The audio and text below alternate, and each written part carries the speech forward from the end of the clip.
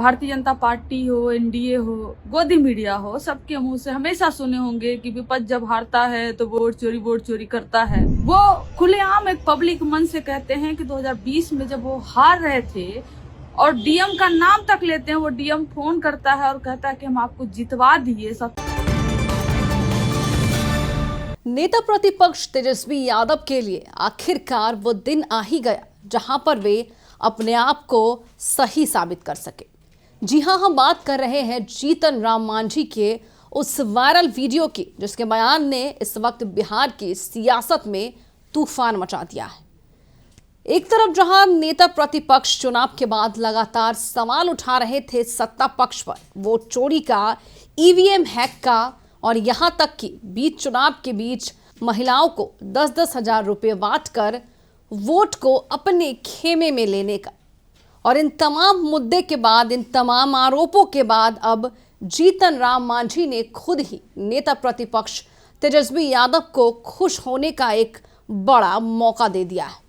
लेकिन सवाल अब भी है, एक तरफ जहां तेजस्वी यादव के तमाम आरजेडी प्रवक्ता, तमाम नेता ट्वीट कर रहे हैं, वीडियो जारी कर रहे हैं, तो दूसरी ओर तेजस्वी यादव ने अब भी चुप्पी साधी हुई है।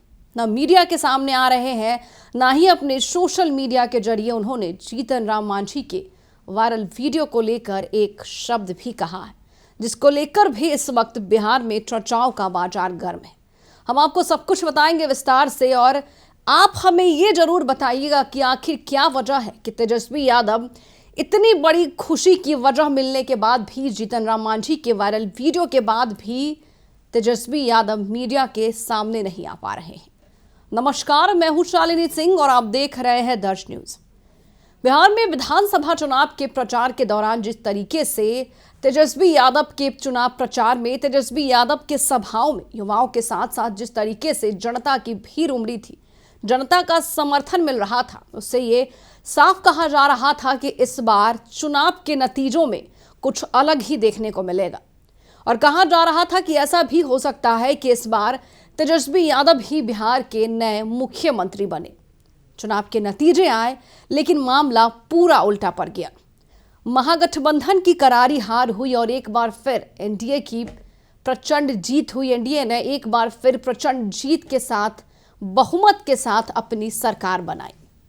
कई मुद्दे हुए, उसके बाद एक आरोप लगाए गए, पक्ष विपक्ष के बीच कई बयानबाजियां चली। लेकिन इस वक्त जो जीतन राम मांझी के बयान ने बिहार की माहौल को गरमा दिया है, उससे बड़ा मुद्दा आज तक, चुनाव के बाद तक कोई भी सामने नहीं आया था। देखिए, एक तरफ जहां कंचना यादव से लेके प्रियंका भारती, तेजस्वी यादव के करीबी नेता मनोज कुमार झा, संजय यादव तक ने जीतन राम मांझी के वायरल वीडियो के बाद अपना बयान जारी किया है। साफ कहा है कि अब तो ये क्लियर हो चुका है ये किस तरीके से डीएम साहिब ने 2020 के चुनाव में सत्ता पक्ष वालों को जिताने का काम किया था, जीतन राम मांझी के टिकारी विधायक को जिताने का काम किया था, और इस बार भी कुछ ऐसा ही करने का प्लान था। टिकारी क्षेत्र से, वहां से तो नहीं हो पाया, लेकिन पूरे बिहार में सत्ता पक्ष वाले नेताओं ने वोट चोरी करके, हेरा फेरी करके एक बार फिर से सत्ता को हथियाया है। अब जीतन राम मांझी का वीडियो वायरल हो गया, तेजस्वी के आरजेडी वॉल के सोशल मीडिया हैंडल से भी ट्वीट किया गया, वीडियो जारी किया गया। लेकिन सवाल अब भी वही है कि आखिर तेजस्वी यादव कहाँ है? आखिर तेजस्वी यादव इन तमाम मुद्दों को लेकर मीडिया में क्यों नहीं आ रहे हैं?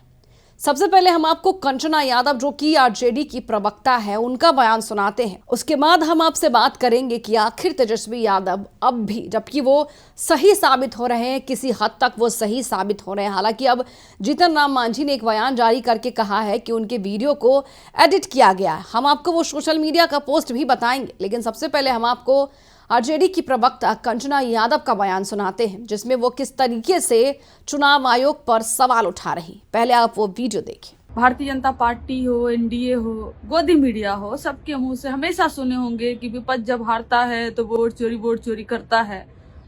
हमारे मुंह से नहीं, अब एनडीए के नेता के मुंह से सुन लीजिए कि वोट चोरी वो कैसे करते हैं। जीतन राम मांझी जी कोई छोटे नेता नहीं है, केंद्रीय मंत्री हैं, पूर्व मुख्यमंत्री रहे हैं।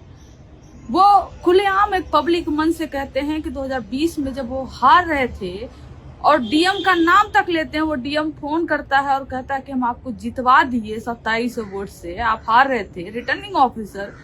और फिर 2025 में डीएम से वो बात नहीं कर पाते, मैनेज नहीं हो पाता, 1600 वोट से हार जाते हैं।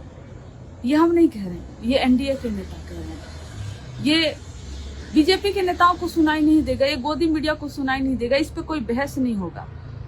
खुलेआम एक मंच से कहा जा रहा है कि डीएम की मदद से हम 2020 में जीते थे। और जब हम लोग कहते हैं, जब विपक्ष कहता है कि वोट चोरी हुआ, तो गोदी मीडिया नाचने लगती है कि विपक्ष को चुनाव ही नहीं लड़ने आता है। अरे जब डकैत बैठे हों, जब लुटेरे बैठे हों, जब चोर बैठे हों, तो उनसे चुनाव वो नहीं लड़ते हैं, वो चुनाव चोरी करते हैं, वो वोट चोरी करते हैं, वो डकैती डालते हैं।